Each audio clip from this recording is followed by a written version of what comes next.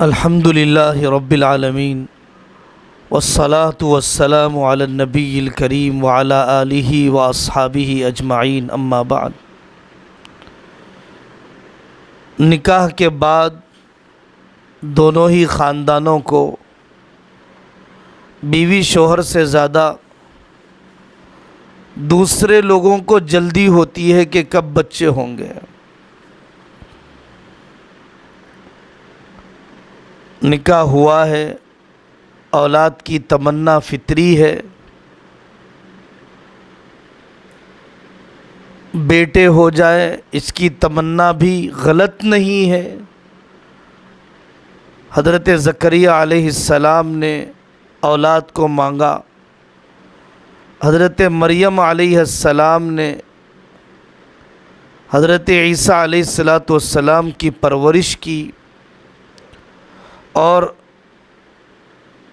انہوں نے خوشی کا اظہار کیا حضرت عیسیٰ علیہ السلام کی پیدائش پر۔ حضرت مریم کی والدہ حضرت عمران علیہ السلام کی اہلیہ حضرت مریم کی والدہ نے منتیں مانی کہ بیٹا پیدا ہو تاکہ بیت المقدس کی خدمت کے لیے وقف کر دوں، لیکن یہ دنیا ہے، جنت نہیں ہے۔ آدمی جو چاہتا ہے جب چاہتا ہے کسی کو نہیں ملا، اللہ جو چاہتے ہیں جب چاہتے ہیں وہی ہو کر رہے گا۔ وہ ساز بہت غلط کرتی ہیں جو حمل کے ٹھہرنے پر جب دیری ہو جائے تو بہوؤں کو طعنہ دینے لگ جاتی ہیں۔ وہ شوہر بہت زیادتی کرتے ہیں جو بیویوں سے بدتمیزی کرتے ہیں جب حمل کے ٹھہرنے میں تاخیر ہو جائے۔ ضروری علاج کروائیے، صرف عورت کا نہیں مرد کا بھی ٹیسٹ کروائیے، اور جائز حدود میں جو علاج ہو سکتا ہے وہ علاج کرنا چاہیے۔ شریعت نے ہمت افزائی کی ہے کہ ایسی عورت سے نکاح کیا جائے جو بچے زیادہ دینے والی ہو، امت کی تعداد میں اضافہ ہوگا۔ ہمارا یہ ایمان ہے کہ دنیا کے پیدا کرنے والے بھی اللہ ہیں اور دنیا کا نظام چلانے والے بھی اللہ ہیں۔ وَمَا نُنَزِّلُهُ إِلَّا بِقَدَرٍ مَعْلُوم۔ ہاتھی انسان سے زیادہ کھاتا ہے، سمندر کی مچھلیاں انسانوں سے زیادہ کھاتی ہیں، ان کو روزی دینے والا اللہ کیا میری اولاد کو روزی نہیں دے گا؟ انسان رشوت خوری کرتا ہے، انسان بنجر زمین کو آباد کرنا نہیں چاہتا ہے، انسان مونوپولی کے ذریعے سے زمینی ذخائر، منرلز کو، غلوں کو، ساری چیزوں پر قبضہ جمانا چاہتا ہے، عام انسانوں میں انصاف کے ساتھ تقسیم کرنا نہیں چاہتا ہے۔ یہ مہنگائی حقیقی نہیں ہے، آرٹیفیشیل ہے، مصنوعی ہے، بناوٹی ہے۔ یہ غذا کی کمی چند بنیوں کی مکاری ہے، خدائی خزانے کی کمی نہیں ہے۔ آپ قدرت کی مثال غور کیجئے، جو جانور نہیں کھائے جاتے ہیں زیادہ بچے دیتے ہیں، جو جانور کھائے جاتے ہیں وہ کم بچے دیتے ہیں۔ گائے، بکری، بیل، بھینس کے اندر بچہ دینے کی تعداد کم ہے اور وہ کھائے جاتے ہیں۔ خنزیر، بلیاں، کتے نہیں کھائے جاتے ہیں، دنیا کے بہت کم مذہب کے ماننے والے کھاتے ہیں، وہ بچے زیادہ دینے والے ہیں۔ عقل مندی ہمارے اعتبار سے یہ تھی کہ جو کھائے جاتے ہیں بچے زیادہ دینا چاہیے، جو نہیں کھائے جاتے ہیں بچے کم دینا چاہیے، ضرورت ہی نہیں ہے ان کی۔ جو کھائے جاتے ہیں بچے کم دیتے ہیں، کم پڑھنا چاہیے۔ جو کھائے جاتے ہیں اور بچے بھی کم دیتے ہیں، کم پڑھنا چاہیے۔ بکروں کی کمی ہونی چاہیے، بیلوں بھینسوں کی۔ اور جو نہیں کھائے جاتے ہیں بچے زیادہ دیتے ہیں، بلیاں، کتے، خنزیر، بھر جانا چاہیے بستیاں ان سے۔ کیوں نہیں ہو رہا ہے ایسا؟ نظام چلانے والے اللہ ہے، نظام چلانے والے اللہ ہیں۔ پہلے اونٹ اور گھوڑے، گدھے اور خچر کی سواری استعمال ہوتی تھی، اب نہیں ہو رہی ہے، تو گھوڑے خچر کہاں چلے گئے؟ جب گھوڑے خچر استعمال ہوتے تھے تو پٹرول کہاں چلے گیا؟ لوہا کہاں چلے گیا تھا؟ جب گھوڑے، گدھے، خچر کی، اونٹ کی ضرورت تھی وہ فراوانی کے ساتھ مل گئے، اور جب انسانوں کو پٹرول کی، لوہے کی ضرورت تھی، اللہ نے اس کو بڑی مقدار میں نکال دیا۔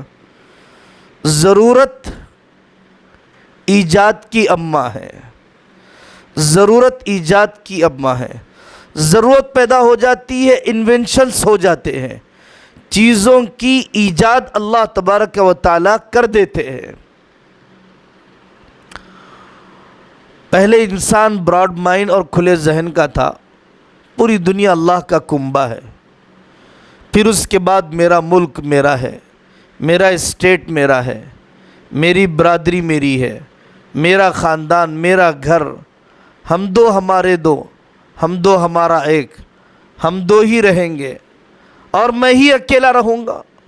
انسان اتنا سکڑتے چلے گیا۔ برتھ کنٹرولنگ کا نظریہ، فیملی پلاننگ کا نظریہ، خاندانی منصوبہ بندی کا نظریہ یورپ سے شروع ہوا۔ عورتیں اپنے جسم کے حسن اور ساخت کو بچانے کے لیے اپنی بے حیائی کی روش کو باقی رکھنے کے لیے، اپنی ملازمت میں رکاوٹ پیدا نہ ہو اس لیے، اور اس لیے بھی کہ ان بچوں کو کون پالے گا، ان ارادوں اور ان کلچر کی وجہ سے برتھ کنٹرولنگ کے کلچر کو وہاں پر چلایا گیا۔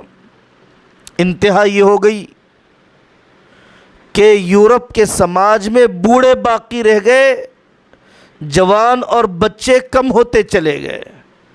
ایک تو نکاح نہیں کرتے، اور اگر نکاح کرتے ہیں تو بچوں کی پرورش اور پیدائش اور پریگننسی میں دلچسپی نہیں ہے، اور اگر بچے ہوتے ہیں تو کم ہوتے ہیں۔ بچوں کی تعداد، پیدائش کا تناسب، پاپولیشن کا تناسب گھٹتا چلا گیا۔ اب یورپ کے انہی ملکوں میں پریگننٹ عورت کو وظیفے دیے جاتے ہیں،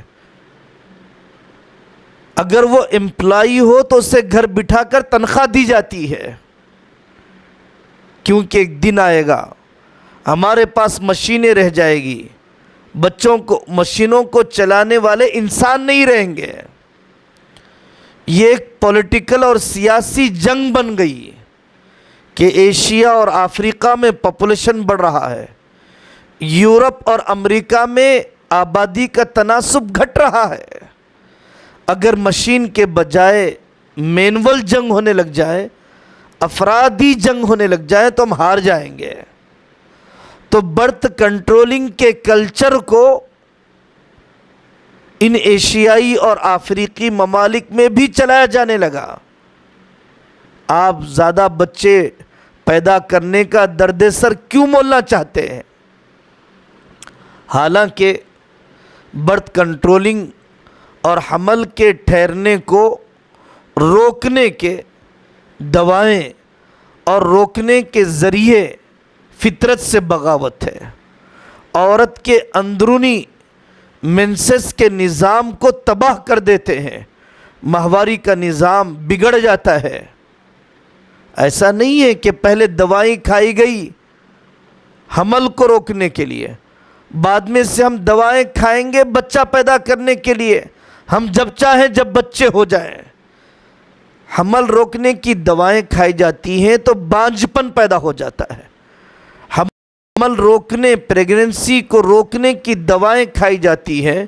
شوگر، تھائرائیڈ، بی پی، مختلف قسم کی بیماریاں نوجوانی میں ماؤں کو پیدا ہو جاتی ہے.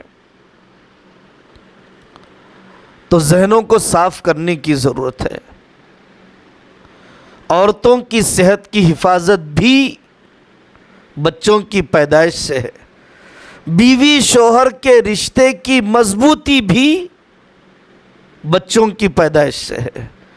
جب ایک بچہ، دوسرا بچہ، تیسرا بچہ پیدا ہو جاتا ہے تو پھر ماں باپ بہت کچھ ایک دوسرے کو سہنے کے لیے تیار ہو جاتے ہیں بچوں کو مد نظر رکھتے ہوئے.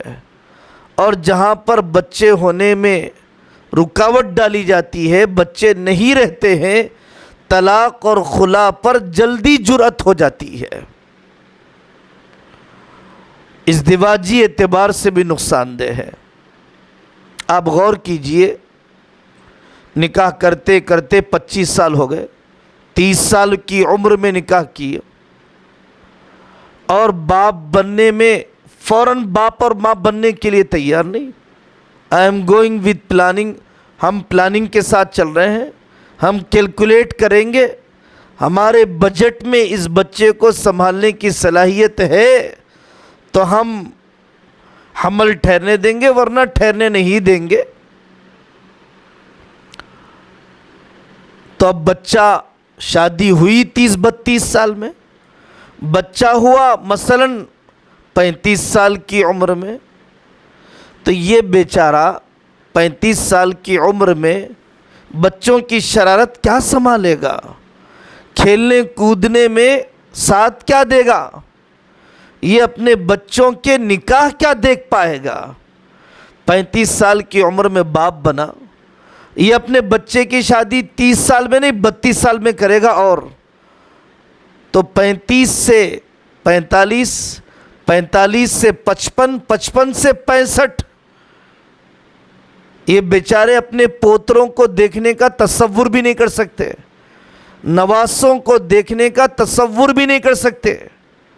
ان کے گھر آباد نہیں ہو پاتے ہیں، یہ پرورش کر نہیں پاتے ہیں اپنی نسل کی، فطری نظام سے بغاوت کی وجہ سے، فطری نظام سے پیچھے ہٹ جانے کی وجہ سے.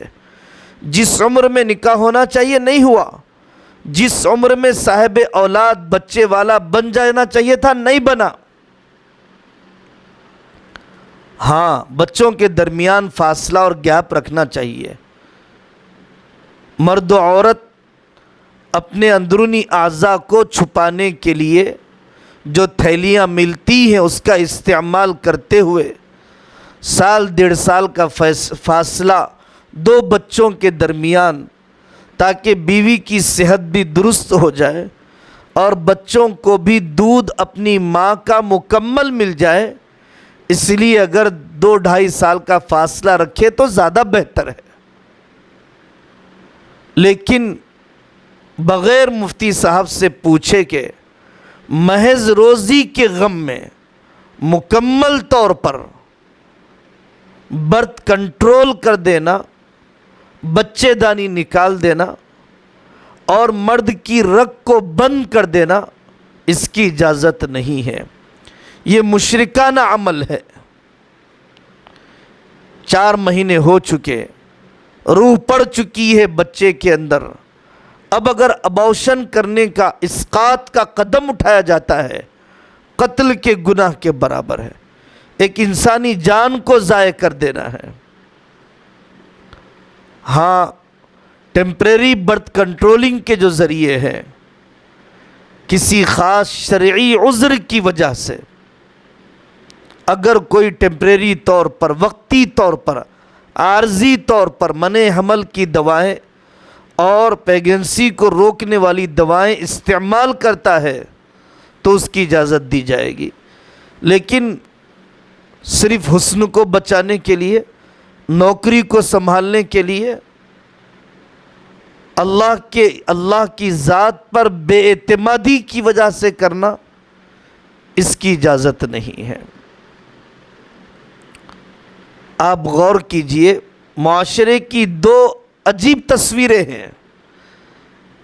ایک تصویر ہے برتھ کنٹرولنگ کی اور برتھ کنٹرولنگ کی دوائیں کی، اور حقیقت میں برتھ کنٹرولنگ کے کلچر کے ذریعے سے انسان دشمن طاقتیں بے حیائی کو فروغ دینا چاہتی ہیں۔ زنا ہو جائے گناہ چھپ جائے، زنا ہو جائے حمل نہ ٹھہرے، لذتیں مل جائیں اولاد کی ذمہ داری اٹھانا نہ پڑے۔ دوسرا رخ آپ شہروں میں دیکھیے، آئی وی ایف کے پوسٹر لگے ہوئے ہیں، بیبی ٹیسٹ ٹیوب کے پوسٹر لگے ہوئے ہیں، مطلب بانجھ پن بڑھ رہا ہے، اولاد نہیں ہو رہی ہے، اس کے لیے بیبی ٹیسٹ ٹیوب کا سہارا لیا جاتا ہے۔ وہ مادہ اور وہ پانی کہ جس سے حمل ٹھہرتا ہے، مرد و عورت کا نکال کر، کئی صورتیں ہیں کسی اجنبی عورت کی بچے دانی میں ڈالا جاتا ہے کرائے پر۔ کیسی انسانیت سے گری ہوئی حرکت ہے۔ بچے دانی کو کرائے پر لیا جاتا ہے، بنگال سے، آسام سے، غریب علاقوں سے مزدوراً عورتوں کو لا کر، ہیرو ہیروئن کی زندگی گزارنے والے مرد و عورت اپنے بچوں کی پرورش اپنے پیٹ میں نہیں، اس مزدورن کے پیٹ میں کرتے ہیں۔ پیدا ہوتے ہی اس کی مزدوری 9 مہینے کی دے کر بچہ لے لیتے ہیں،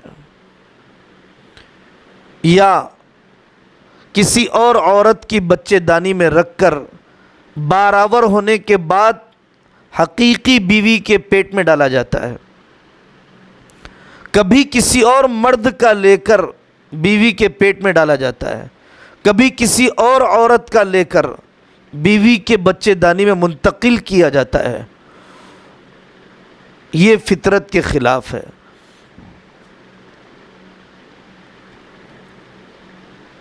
اس میں بے ستری ہوتی ہے، عورت کے اندرونی جسم کو کھولنا پڑتا ہے نامحرم ڈاکٹروں کے سامنے۔ اس میں استمناء بالید، وہ نطفہ جو مرد کے جسم میں ہے، ناجائز طریقے سے اس کا اخراج کر کے پیش کرنا پڑتا ہے۔ اس کے اندر اختلاط نسب کے بگڑ جانے کا اندیشہ ہے، کیونکہ بڑی بڑی فیس لی جاتی ہے دواخانوں میں، تو کسی بھی مرد کا نطفہ کسی بھی عورت کا نطفہ ملا دیا جا سکتا ہے، کیونکہ ان کے یہاں حفاظت نسب کی اہمیت نہیں ہے۔ اجنبی مرد کا نطفہ اور اسپام مرد کے عورت کے پیٹ میں ڈالا گیا تو زناکاری کا گناہ اس عورت کی گردن پر آئے گا۔ بہت سخت مجبوری ہے، نفسیاتی مریض بنتی جا رہی ہے۔ بہت عجیب قسم کی بیماریوں کا حملہ ہو رہا ہے۔ با اعتماد ڈاکٹر ہے یا شوہر خود ڈاکٹر ہے، اور وہ اپنے ہی نطفے کو لے کر محفوظ طریقے پر اگر منتقل کرتے ہیں تو سخت مجبوری میں اجازت ہے، عام حالات میں اجازت نہیں ہے۔ اولاد دینے والے اللہ ہیں۔ آپ کسی یتیم کی پرورش کر لیجئے، اللہ تبارک و تعالی کی رحمت آپ کی طرف متوجہ ہوگی۔ مدرسے کے کسی طالب علم کی ذمہ داری لے لیجئے، خاندان کے کسی بے آسرا بچے کی کفالت کر لیجئے۔ نبیوں کی دعائیں قرآن میں ہیں، ان دعاؤں کا اہتمام کیجئے۔ ربنا ہب لنا من ازواجنا و ذریاتنا قرۃ اعین وجعلنا للمتقین اماما رب ہب لی من الصالحین لا تذرنی فردا وانت خیر الوارثین۔ اس قسم کی دعائیں جو قرآن میں ہیں اس کا اہتمام کیجئے۔ بچے کیوں چاہیے؟ ثواب کے لیے تو چاہیے۔ بچے کیوں چاہیے؟ اللہ کو راضی کرنے کے لیے چاہیے۔ بچے کیوں چاہیے؟ آخرت بنانے کے لیے چاہیے۔ اڈاپشن کیا جا سکتا ہے، متبنہ بنایا جا سکتا ہے۔ عیسائی لوگ لاوارث بچوں کو لے کر پرورش کرتے ہیں، عیسائی بنا دیتے ہیں۔ آپ بھی اپنے بہن کے بچوں کو، بھائی کے بچوں کو، دواخانوں میں چھوڑ دیے جانے والے بچوں کو یہ مت سوچئے اس کے ماں باپ کتنے گندے تھے ہوں گے، یہ سوچئے کہ ہو سکتا ہے وہ مجبور تھے ہوں گے۔ اور صرف ماں باپ سے نہیں ہوتا، آپ کی تربیت سے بھی ہوتا ہے۔ آپ کی تربیت ہو سکتا ہے اس بچے کو علماء اور اولیاء میں سے بنا دے، اس بچی کو نیک بندیوں میں سے بنا دے۔ بچے کی پرورش کیجئے، خالص اللہ کے لیے اڈاپشن، خالص اللہ کے لیے لے پالک بنانا، متبنہ بنانا، بچے کو گود میں لینا اللہ ہی کے لیے۔ مت چھپائیے بچے سے اس کا حقیقی باپ۔ پیسے دے کر یہ مت سمجھیے کہ ہم نے اس بچے کو خرید لیا۔ سخت مجبوری میں لڑکے کے باپ کو، لڑکی کے باپ کو پیسے دے دیے، الگ بات ہے، لیکن آپ اس بچے کی قیمت مت سمجھیے۔ قانونی مجبوریوں کی وجہ سے کاغذات میں اگر آپ اپنا نام لکھوانا چاہتے ہیں تو اس کی اجازت ہے، لیکن نسب کا چھپانا حرام ہے۔ مت ڈریے کہ میں اس بچے کو حقیقی باپ اور ماں بتا دوں گا تو مجھے چھوڑ کے چلے جائے گا۔ اللہ کے لیے کیا ہے، اللہ سے مجھے صلہ لینا ہے، اور جب اللہ مل گیا تو سب کچھ مل گیا۔ اور ایسے موقع پر حقیقی وفاداری پیدا ہو جاتی ہے بچے میں۔ بدگمان مت کیجیے اس بچے کو حقیقی ماں باپ سے۔ اور جو ماں باپ بچے کو دے رہے ہیں، دوسرے کے حوالے کر رہے ہیں، اس بچے کو ان اڈاپٹ کرنے والے ماں باپ کے حوالے کر کے انہی کی اطاعت کا حکم دے، انہی سے دلی وابستگیوں کو جوڑ دے۔ ہانڈی میں 4 چمچے ہوں گے، ہانڈی خراب ہو جائے گی۔ اسٹیئرنگ پر 2 بیٹھیں گے، گاڑی آگے نہیں بڑھے گی۔ گاڑی کے پہیے 2 طرف ہوں گے، 1 انچ آگے نہیں بڑھ سکتی۔ اسی طریقے سے جب بچہ دوسرے کو دے دیا، اللہ کے لیے دے دیا، اب اللہ کے حوالے کر دیجئے، وہاں مداخلت مت کیجئے۔ تو اڈاپشن کرنے کا بھی ایک راستہ ہے، جلد بازی مت کیجئے۔ 7 سال کے بعد بھی بچے ہوتے ہیں، 10 سال کے بعد بھی ہوتے ہیں، 15 سال کے بعد بھی ہوتے ہیں، 30 سال کے بعد بھی ہوتے ہیں، ہم نے اپنی آنکھوں سے دیکھا ہے۔ زیادہ ضد کر کے مت مانگیے، دینے والا جانتا ہے لینے والے کے اندر کتنی استعداد ہے۔ بہت ضد کر کے مانگا، اتنا شریر بچہ پیدا ہوا کہ کعبۃ اللہ کے پاس جا کر جیسے اولاد مانگا تھا، ویسے ہی کعبۃ اللہ پر جا کر اس بچے کی موت کو مانگا ہے۔ اے اللہ، جیتے جی اس بچے کو موت دے دیجئے، ہمارا جینا دشوار کر دیا اس بچے نے۔ اللہ کی مصلحتوں کو کون جانتا ہے؟ انتظار کے زمانے کو حافظ بننے میں لگائیے، عالم بننے میں لگائیے، اپنی بیویوں کو علم دین سے جوڑیے، مکاتب آباد کیجئے، مدرسے آباد کیجئے، ٹیوشن سینٹر چلائیے۔ خالی رہتی ہے تو بچوں کی کمی یاد ہوتی ہے، کمی یاد آتی ہے، آنے والوں کے تانے بھی ہوتے ہیں، ہمیں اس کا احساس ہے۔ لیکن انتظار کے زمانے کو کسی بامقصد کام میں لگانا چاہیے۔ اولاد کا ہونا ہمارے اختیار میں نہیں ہے، لیکن اولاد کے انتظار کے وقت کو قیمتی بنانا ہمارے اختیار میں ہے۔ اور جسمانی اولاد ہونا ضروری نہیں ہے، روحانی اولاد بھی تو بڑی چیز ہے۔ ہمارے رسول صلی اللہ علیہ وسلم کا کوئی بیٹا زندہ نہیں رہا، ساری بیٹیوں کے جنازے آپ کے سامنے اٹھے ہیں سوائے حضرت فاطمہ کے۔ حضرت فاطمہ بھی آقا صلی اللہ علیہ وسلم کے انتقال کے 6 مہینے کے بعد دنیا سے چلی گئی۔ اللہ نے آپ کی نسل کو حضرت فاطمہ سے چلایا۔ بڑے بڑے علماء گزرے ہیں، ان کی اولاد نہیں تھی، نکاح ہی نہیں کیا، لیکن آج بعد کے آنے والے علماء اور امت ان کا نام لے رہی ہے۔